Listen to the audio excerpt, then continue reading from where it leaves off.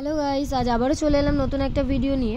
ননদের ইচ্ছাতে আজ বাড়িতে বানিয়েছিলাম চাউমিন, আর সেই রেসিপিটা আমি তোমাদের সাথেও শেয়ার করলাম। তার জন্য প্রথমেই চাউমিনটাকে সেদ্ধ করে নিয়েছিলাম হালকা একটু নুন দিয়ে। তো তারপর নিয়েছিলাম কিছু ভেজিটেবলস, যার মধ্যে ছিল গাজর, ক্যাপসিকাম, পেঁয়াজ, কাঁচা লঙ্কা, আলু আর বরবটি। বাড়িতে বিনস ছিল না, তাই বিনসের পরিবর্তে আমি বরবটি নিয়েছিলাম। আর নিয়েছিলাম দুটো ডিম, যার মধ্যে একটুখানি নুন আর গোলমরিচ গুঁড়ো দিয়ে ফেটিয়ে রেখেছিলাম। তারপর কড়াইতে তেল গরম করে ফেটানো ডিমটা দিয়ে ঝুড়ি ঝুড়ি করে ভেজে নিয়ে সেই ডিমটাকে তুলে রেখেছিলাম। তারপর ওই কড়াইতে আরও কিছুটা তেল দিয়ে তেলটা গরম হলে দিয়ে দিয়েছিলাম গাজর কুচিগুলো দিয়ে ভালো করে তেলের সঙ্গে মিশিয়ে নিয়েছিলাম। 1-2 মিনিট নাড়াচাড়া করার পরই তার মধ্যে দিয়ে দিয়েছিলাম কুচানো আলুগুলো।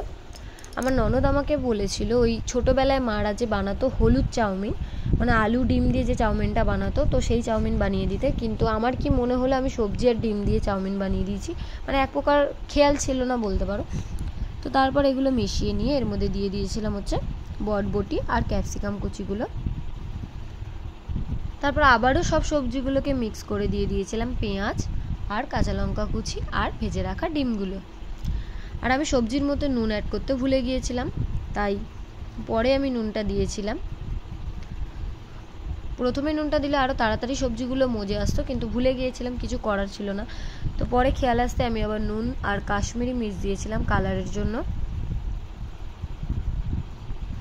তারপর সমস্ত সবজির সাথে ভালো করে ডিমটাকে মিক্স করে নিয়েছিলাম। আর তোমরা দেখতেই পাচ্ছ সবজিটা ভাজার পর কত সুন্দর দেখতে লাগছিল। আর এরপর আমি দিয়ে দিয়েছিলাম সেদ্ধ করে রাখা চাউমিনগুলো। আর চাউমিনটা দেখো কতটা ঝরঝরে হয়েছে। তো এরপর আমি একটু একটু করে চাউমিনগুলোকে এর মধ্যে দিয়ে দেবো।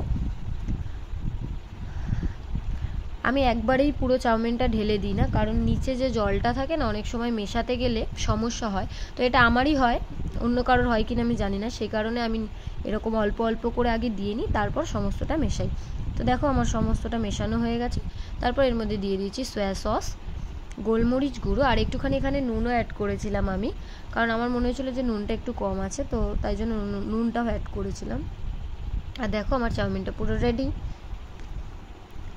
তো এরপর আমি এটাকে থালায় নিয়ে নেব।